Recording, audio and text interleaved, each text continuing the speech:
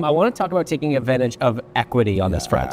There's a lot of people that, whether you bought a house 5 years ago or whether you just did your mortgage 5 years ago, in 2021, we saw a lot of price growth on homes in Ottawa. The first half of 22, we saw some price growth.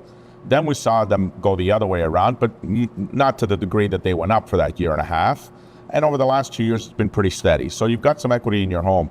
If you're carrying high interest debt or your payments are too high, a lot of people are actually, they don't need additional money, but what they're concerned about is the fact that their rates are 1.59 and they've got 20 years left on their amortization. Now the rate's going up to 389, 399. So therefore their payment goes up more than they can really afford. So it's going to change their lifestyle.